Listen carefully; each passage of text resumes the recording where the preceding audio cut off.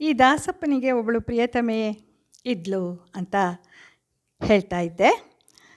ಅಂದರೆ ಒರಟು ಭಾಷೆಯಲ್ಲಿ ಹೇಳಬೇಕಾದ್ರೆ, ಸಂಸ್ಕಾರವಿಲ್ಲದ ಭಾಷೆಯಲ್ಲಿ ಹೇಳಬೇಕಾದ್ರೆ ದಾಸಪ್ಪ ಒಬ್ಬಳನ್ನು ಮನೆಯಲ್ಲಿ ಗುಂಡಮ್ಮ ಎನ್ನುವ ಮಡದಿ ಇದ್ದರೂ ಕೂಡ ಹೊರಗಡೆ ಒಬ್ಬ ದಾಸಿಯನ್ನು ಇಟ್ಕೊಂಡಿದ್ದಂತೆ. ಒಬ್ಬಳನ್ನು ಇಟ್ಕೊಂಡಿದ್ದ ಅಂತಲೇ ಹೇಳ್ತಾರೆ.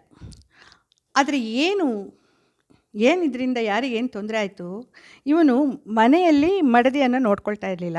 ಆದರೆ ಎಲ್ಲ ತುಂಬ ಸರ್ವಸ್ವವನ್ನು ಧಾರೆ ಎರಿತಾ ಇದ್ದಿದ್ದು ಆ ದಾಸಿಗೆ, ಪ್ರಿಯತಮೆಗೆ.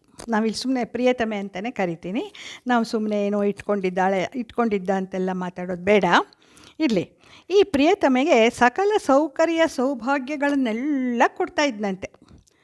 ಆಮೇಲೆ ಏನಾಯಿತು, ಮನೆಯಲ್ಲಿದ್ದ ಅಮೂಲ್ಯ ಉಡುಗೆ ತೊಡುಗೆ ಗುಂಡಮ್ಮಂದು ಎಲ್ಲ ಒಂದೊಂದಾಗಿ ಸಾಗಿಸ್ತಾ ಇದ್ದಂತೆ ಎಲ್ಲವೂ ಆ ಪ್ರಿಯತಮೆಯ ಮನೆಯನ್ನು ಸೇರ್ಕೋತಾ ಇತ್ತು.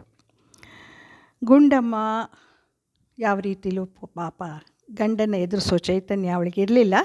ಆಮೇಲೆ ಏನಾಯಿತು, ಗುಂಡಮ್ಮ ಅವಳ ತವರು ಮನೆಯವರು ಕೊಟ್ಟ ಚಿನ್ನ ಅದು ಎಲ್ಲ ಸುಮಾರಾಗಿ ಈ ಪ್ರಿಯತಮೆಯ ಮನೆ ಸೇರಿಕೊಳ್ತು. ಅನೇಕ ಬಾರಿ ತನ್ನ ಚಿನ್ನವನ್ನು ಕೊಂಡೊಯ್ದುದಕ್ಕೆ ಅವಳು ಎದುರಿಸಿದ್ರೂ ಕೂಡ ಗಂಡನಿಂದ ಒಡೆತಗಳನ್ನು ತಿಂದಳೇ ವಿನಃ ಅದು ಅವನ ಆ ದುಶ್ಚಟವನ್ನು ಬಿಡಿಸಲಿಕ್ಕೆ ಸಾಧ್ಯ ಆಗಲಿಲ್ಲ. ಈ ಗುಂಡಮ್ಮನ ಬಳಿ ಎಲ್ಲ ಒಡವೆಗಳನ್ನು ಇವನು ತಗೊಂಡು ಹೋಗಿ ಆಯಿತು.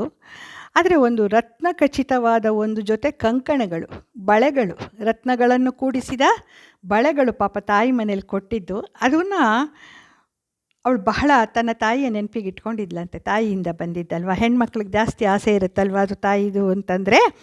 ಇವಳು ಆದಷ್ಟು ಅದನ್ನು ಬಚ್ಚಿಟ್ಟು ಪತಿಯ ಕಣ್ಣಿಗೆ ಬೀಳದ ಹಾಗೆ ರಕ್ಷಿಸಿಕೊಂಡಿದ್ಲು. ಅದಿದೆ ತನ್ನ ಹತ್ರ ಅಂತ ತೋರಿಸ್ಕೊಳ್ಳೇ ಇಲ್ಲ.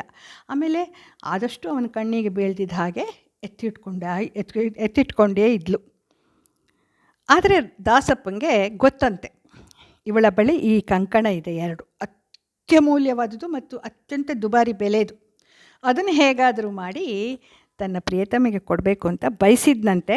ಆದರೆ ಇವಳು ಎಲ್ಲಿಟ್ಟಿದ್ದಾಳೆ ಗೊತ್ತಿಲ್ಲ. ಅದನ್ನು ಮಾತ್ರ ಇವಳು ಕೊಡೋ ಹಾಗೆ ಕಾಣಲಿಲ್ಲ. ಆದರೂ ಅವನು ಹೊಂಚಾಗ್ತಾ ಇದ್ದಂತೆ, ಹೇಗಾದರೂ ಮಾಡಿ ಇದನ್ನು ತಗೊಂಡು ತನ್ನ ಪ್ರೇಯಸಿಗೆ ಕೊಡಬೇಕು ಅಂತ.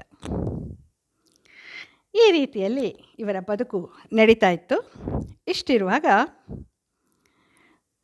ಜಗನ್ನಾಥ ದಾಸರಿದ್ದಾರಲ್ಲ, ಅವರು ಮಂತ್ರಾಲಯದಲ್ಲಿದ್ದರಂತೆ, ಗುರುರಾಜರ ಸೇವೆಯನ್ನು ಮಾಡ್ತಾಯಿದ್ರು. ಆಗ ಏನಾಯಿತು ಅಂತಂದರೆ, ಸ್ವಪ್ನದಲ್ಲಿ ಶ್ರೀ ಗುರುರಾಜರು ಅಂದರೆ ಯಾರು, ಪ್ರಹ್ಲಾದರು, ಶ್ರೀ ಗುರುರಾಜರು ಈ ಜಗನ್ನಾಥ ದಾಸರಿಗೆ ದರ್ಶನವನ್ನಿತ್ತು. ನೋಡಪ್ಪ, ನೀನು ಕರ್ಜಗಿಗೆ ಹೋಗು, ಅಲ್ಲಿ ನನ್ನ ತಮ್ಮ ಸಿಕ್ಕಾಪಟ್ಟೆ ಹಾದಿ ತಪ್ಪಿದ್ದಾನೆ, ಅವನನ್ನು ಉದ್ಧರಿಸು, ಆ ಜೀವದ ಉದ್ಧಾರ ಮಾಡು. ಕುವೆಂಪು ಹೇಳ್ತಾರೆ ನೋಡಿ, ಒಂದು ಕಡೆ ಒಂದು ಕಾವ್ಯದ ಒಂದು ಭಾಗದಲ್ಲಿ, ಪಾಪಿಗಂ ಉದ್ಧಾರವಿಹುದು ಈ ಲೋಕದಲ್ಲಿ ಅಂತ ರಾಮಾಯಣ ದರ್ಶನದಲ್ಲಿ ಅವರು ಹೇಳ್ತಾರೆ. ಎಷ್ಟು ಸತ್ಯ ಆ ಮಾತು. ಪಾಪಿಗಂ ಉದ್ಧಾರವಿಹುದು ಈ ಲೋಕದಲ್ಲಿ. ಪಾಪಿ ಅಂತ ಬೈದು ಇದು ಮಾಡಿ ನಿಷ್ಠುರ ಮಾಡೋದಲ್ಲ, ಅವನಿಗೂ ಒಂದು ಉದ್ಧಾರವಾಗುವ ಸಮಯ ಬರುತ್ತೆ, ಅವನಿಗೂ ದುಷ್ಟಗುಣಗಳಿಂದ ತಿದ್ದಿಕೊಳ್ಳುವ ಸಮಯ ಬರುತ್ತೆ ಅಂತ ಕುವೆಂಪು ಹೇಳ್ತಾರೆ ಚೆನ್ನಾಗಿ. ನೀನು ಇಲ್ಲಿ ಗುರುರಾಯರು ಹೇಳ್ತಾರೆ, ತಮ್ಮ ನೀನು ಕರ್ಜಗಿಗೆ ಹೋಗು, ಅಲ್ಲಿ ಹೋಗಿಬಿಟ್ಟು ನನ್ನ ತಮ್ಮನನ್ನು ಉದ್ಧರಿಸು, ಅದೇ ನನ್ನ ಸೇವೆ ಆಗುತ್ತೆ. ನಿನ್ನ ಸೇವೆಗೆ ತಕ್ಕ ಫಲ ಅಲ್ಲೇ ದೊರೆಯುತ್ತೆ ನೋಡು, ಇದು ನನ್ನ ಇಚ್ಛೆ ಅಲ್ಲ, ಶ್ರೀಹರಿಯ ಇಚ್ಛೆ ಅಂತ ಸ್ವಪ್ನದಲ್ಲಿ ರಾಯರು ಬಂದು ಹೇಳಿದ ಹಾಗಾಗುತ್ತಂತೆ. ಆಗ ರಾಯರು ಹೇಳಿದ್ದನ್ನು ಮಾಡಲೇಬೇಕು ಅಂತ ಹೇಳಿ ಜಗನ್ನಾಥದಾಸರು ಏನು ಮಾಡ್ತಾರೆ, ತಮ್ಮ ಶಿಷ್ಯರಾದ ಪ್ರಾಣೇಶದಾಸರು ಅವರನ್ನು ಕರ್ಕೊಂಡು ಇವರಿಬ್ಬರು ಕೂಡ ಕರ್ಜಗಿಗೆ ಪ್ರಯಾಣ ಬೆಳೆಸ್ತಾರೆ. ಈ ಕರ್ಜಗಿ ಎಲ್ಲಿತ್ತು ನಿಜವಾಗಿ ನೋಡಬೇಕು ಅಂತಂದರೆ, ಇದು ವರದಾ ನದಿಯ ದಡದಲ್ಲಿ ಬೆಳೆದುಕೊಂಡು ಬಂದಿದ್ದ ಒಂದು ಊರು. ಸವಣೂರಿಗೆ ಬಹಳಷ್ಟು ಹತ್ತಿರ ಇದೆ ಅಂತ ನಾನು ಆಗಲೇ ನೋಡಿದ್ವಿ ನಾವು. ಇಲ್ಲಿ ತುಂಬ ಜನ ಬಹಳ ವಿದ್ವಾಂಸರಿದ್ದರಂತೆ. ವಿದ್ಯೆಗೆ ಬಹಳ ಬೆಲೆ ಇತ್ತಂತೆ ಅಲ್ಲಿ. ಅನೇಕ ವಿದ್ವಾಂಸರು ಪಾಠ ಪ್ರವಚನಗಳನ್ನು ಮಾಡ್ತಾ ತುಂಬ ನೆಮ್ಮದಿಯಿಂದ ಇದ್ದರಂತೆ. ಒಂದು ರೀತಿ ಸಂಸ್ಕಾರವಂತರ ಊರಾಗಿತ್ತು. ಯಾಕೆ ಇದು ಚೆನ್ನಾಗಿ ಬೆಳೀತು ಅಂತಂದರೆ, ಸವಣೂರಿನ ಮಂತ್ರಿ ಇದ್ದ ಒಬ್ಬ ಖಂಡೇರಾಯ ಅಂತ, ಅವನ ಪ್ರೋತ್ಸಾಹ, ಅವನ ಸಕಲ ಸಹಕಾರ ಎಲ್ಲ ಕೊಟ್ಟಿದ್ದರಿಂದ ಇಲ್ಲಿ ಕರ್ಜಗಿ ಅನ್ನುವ ಊರು ವಿದ್ಯೆಗೆ ಪ್ರಾಮುಖ್ಯತೆ ಕೊಟ್ಕೊಂಡು ಸಂಸ್ಕಾರವಂತರಾಗಿ ಅನೇಕ ಜನರು ನೆಮ್ಮದಿಯ ಬದುಕು ಸಾಗಿಸ್ತಾ ಇದ್ದರಂತೆ. ಜಗನ್ನಾಥದಾಸರು ಪ್ರಾಣೇಶದಾಸರ ಒಡಗೂಡಿ ಕರ್ಜಗಿಯನ್ನು ತಲುಪ್ತಾರೆ. ಹೌದು, ದಿನನಿತ್ಯ ಆಹ್ನಿಕ ನಿತ್ಯ ಕರ್ಮಗಳನ್ನು ಮಾಡೋಕ್ಕೆ ಒಂದು ಬ್ರಾಹ್ಮಣರ ಮನೆಯಲ್ಲಿ ಉಳ್ಕೋಬೇಕಲ್ಲ, ಎಲ್ಲಿ ಇಡೋದು? ಇವರು ಬಂದಿರೋದೇ ದಾಸಪ್ಪನ ಉದ್ಧಾರಕ್ಕಾಗಿ. ಹಾಂ ಸರಿ, ದಾಸಪ್ಪನ ವಿಶಾಲವಾಗಿದ್ದ ಮನೆ ಅವ್ರ ತಂದೆ ಕಾಲದ್ದು, ಆದ್ದರಿಂದ ಅಲ್ಲೇ ಇಳ್ಕೊಳ್ಳೋಣ. ಅವನು ಹೀಗೆ ಸಜ್ಜನರು ಬರೋದು ನಮ್ಮ ಮನೆಗೆ ಯಾಕೆ, ನಮ್ಮ ಜೀವದ ಉದ್ಧಾರಕ್ಕೆ ಅನ್ನುವುದಕ್ಕೆ ಸೂಚನೆ ಇದು. ಈಗ ಏನಾಯಿತು, ಅವರು ಇಬ್ಬರು ಕೂಡ ಬರ್ತಾರೆ ದಾಸಪ್ಪನ ಮನೆಗೆ.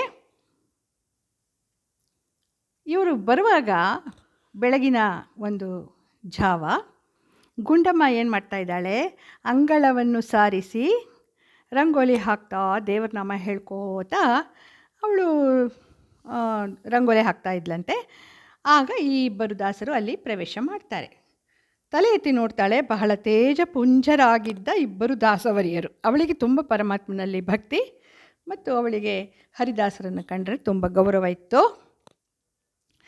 ಅಪ್ಪಪ್ಪ, ಸೂರ್ಯಚಂದ್ರರೇ ಧರೆಗೆ ಇಳಿದಿದ್ದಾರೇನೋ ಅಂತ ಅನಿಸ್ಬಿಡ್ತಂತೆ ಅವಳಿಗೆ. ಅಲ್ಲಿ ದಾಸಪ್ಪ ಇರಲೇ ಇಲ್ಲ ಮನೇಲಿ. ಅವನೆಲ್ಲಿದ್ದ? ಅವನ ಪ್ರೇಯಸಿಯ ಮನೆಯಲ್ಲಿದ್ದ. ಇನ್ನು ಬಂದಿಲ್ಲ ಅವನು ಅವಳ ಮನೆಯಿಂದ. ಇವಳಿಗೆ ಪಾಪ ಇವರಿಬ್ಬರು ಪರಪುರುಷರು ಎಷ್ಟಾದರೂ ಸ್ವಾಗತಿಸೋದಕ್ಕೆ ಒಂಥರ ಆಯಿತು. ಆದರೂ ಕೂಡ ಹೇಳ್ತಾಳೆ, ನಮಸ್ಕಾರ ಮಾಡಿ ಹೇಳ್ತಾಳೆ, ನನ್ನ ಪತಿ ಇನ್ನೂ ಮನೆಗೆ ಬಂದಿಲ್ಲ, ಪರವಾಗಿಲ್ಲಮ್ಮ, ನಾವು ನಿತ್ಯ ಆಹ್ನಿಕವನ್ನು ಮಾಡಬೇಕು, ನೀನು ಪೂಜೆಗೆ ಅಣಿ ಮಾಡು ಅಂತ ಅವರು ಹೇಳ್ತಾರೆ. ಒಂದು ನಿಮಿಷ.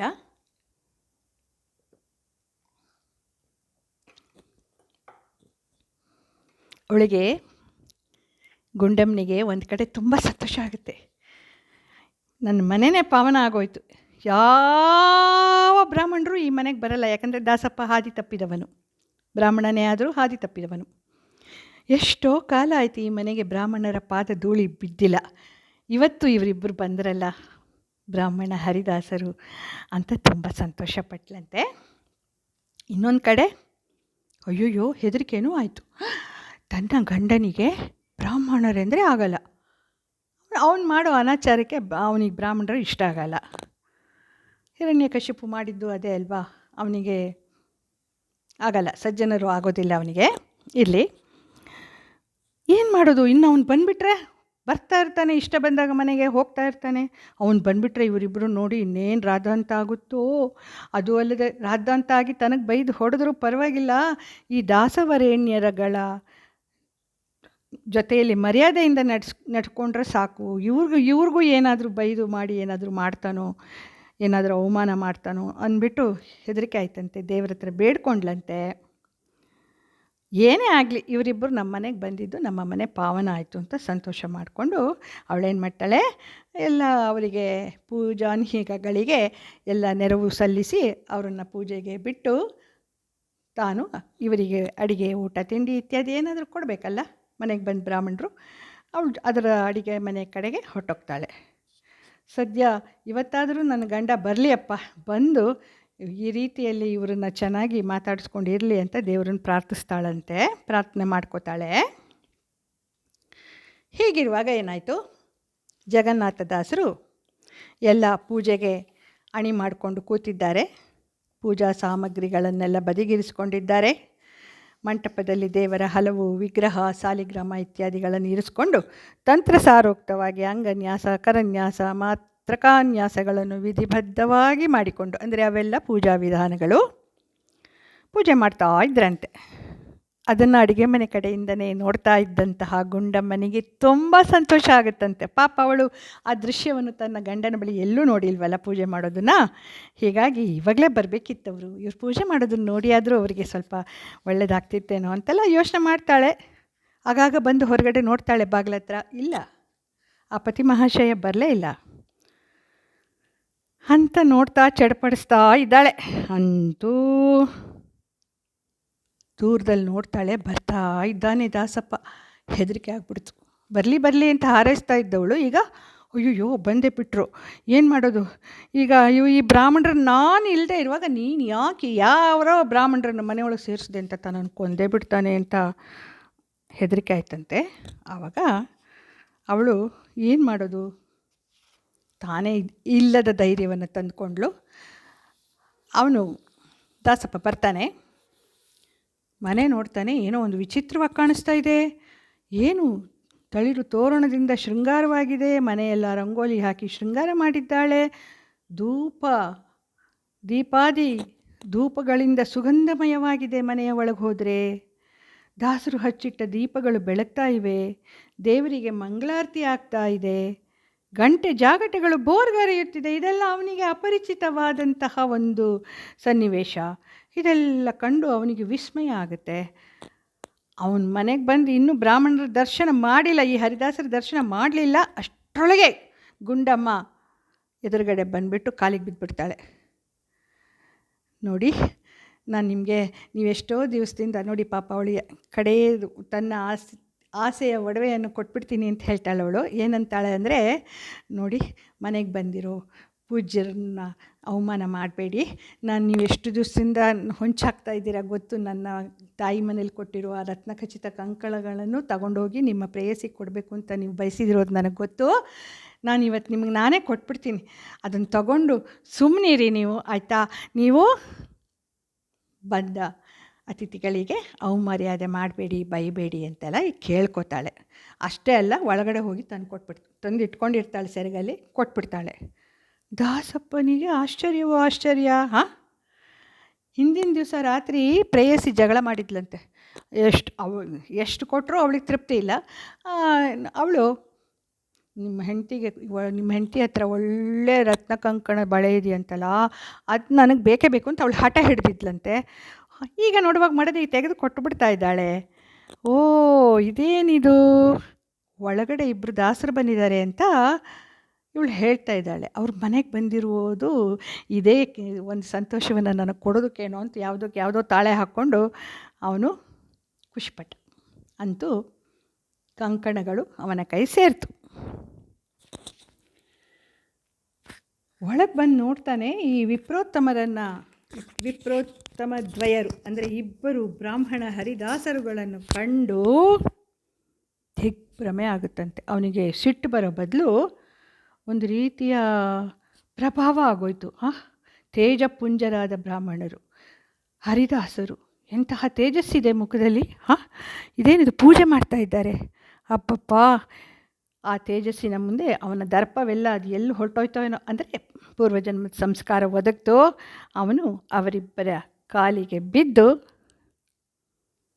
ಬನ್ನಿ ವಿಪ್ರೋತ್ತಮರೇ, ನಾನಿಲ್ಲದೆ ಇರುವಾಗ ನೀವು ಬಂದಿರಲ್ಲ ಎಂಬಿತ್ಯಾದಿ ಸ್ವಾಗತದ ಮಾತುಗಳನ್ನು ಆಡ್ತಾನೆ. ಆಗ ಅದ್ಯಾಕೆ ಹಂಗಾದ ಅಂತ ತನ್ನ ಗಂಡ ಅಂತ ಇವಳಿಗೆ ಆಶ್ಚರ್ಯ ಆಗುತ್ತೆ ಗುಂಡಮ್ಮನಿಗೆ. ಯಾಕಂದರೆ ಏನಿದು, ಪುಂಗಿ ಊದ್ದಾಗ ಹಾವು ಮನಸ್ಸೋತಂತೆ, ಇವರಿಬ್ಬರು ನೋಡಿದ ತಕ್ಷಣ ಈ ರೀತಿಯಲ್ಲಿ ಶಾಂತನಾಗಿ ಮಾತಾಡಿಸ್ತಾ ಇದ್ದಾನಲ್ಲ ಅಂತ. ಆಗ ಪ್ರಾಣೇಶದಾಸರು ಮಾತಾಡ್ತಾರೆ. ಅವನಿಗೆ ಸ್ವಲ್ಪ ಬುದ್ಧಿ ಹೇಳ್ತಾರೆ. ಏನಂದರೆ, ಸ್ನಾನ ಮಾಡ್ಕೊಂಬಪ್ಪ, ಹೋಗು, ಶುಚಿಭೂರ್ತನಾಗಿ ಬಾ, ಗೋಪಿ ಚಂದನ ಎಲ್ಲ ಹಚ್ಕೋ, ನೀನು ಪೂಜೆಯಲ್ಲಿ ಭಾಗಿಯಾಗುವಂತೆ ಎಂಬಿತ್ಯಾದಿ ಹೇಳಿದಾಗ ಅವನು ಹೇಳ್ತಾನೆ, ನಾನು ತುಂಬ ಪಾಪಿ, ನಿಮ್ಮ ಜೊತೆ ಪೂಜೆಗೆ ಕುಳಿತುಕೊಳ್ಳೋಷ್ಟು ಯೋಗ್ಯತೆ ನನಗಿಲ್ಲ. ನಾನು ತುಂಬ ನೋಡಿ, ತಾನಾಗಿ ತನ್ನ ಎಲ್ಲ ದುಷ್ಟಕರ್ಮಗಳನ್ನು ಕುರಿತು ಹೇಳ್ಕೊಳ್ತಾ ಇದ್ದಾನೆ. ಇದೇ ಸಜ್ಜನರ ವರ್ಚಸ್ಸು, ಸಜ್ಜನರಿಂದ ಪ್ರಭಾವಿತವಾಗುವುದು ಇದೆ. ಆಗ ಹೇಳ್ತಾರಂತೆ ಪ್ರಾಣೇಶದಾಸರು,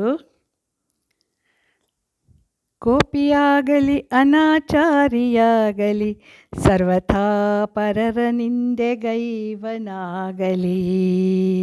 ಗೋಪಿ ಚಂದನ ಲಿಪ್ತ ಗಾತ್ರನಾದನ ದೋಷಲೇಪವಿಲ್ಲದೆ ಮುಕ್ತನಹನು ಭವದಿಂ. ನೋಡಪ್ಪ, ಎಷ್ಟೇ ಪಾಪಿಯಾದರೂ, ಎಷ್ಟೇ ಪಾಪಕರ್ಮಗಳನ್ನು ಮಾಡಿದವನಾದರೂ ಕೂಡ ಎಂದು ಮಿಂದು ಶುಚಿರ್ಭೂತನಾಗಿ ಗೋಪಿಚಂದನವನ್ನು ಹಚ್ಚಿಕೊಳ್ತಾನೋ ಆ ಪರಿಣಾಮ ಆಗಿಯೇ ಆಗುತ್ತೆ, ಅವನು ಭವದಿಂದ ಪಾರಾಗ್ತಾನೆ ಎಂಬಿತ್ಯಾದಿಯಾಗಿ ಬುದ್ಧಿಯನ್ನು ಹೇಳ್ತಾರಂತೆ. ಸರಿ, ಮುಂದಿನ ವಿಡಿಯೋದಲ್ಲಿ ಮುಂದುವರಿಸ್ತೇನೆ.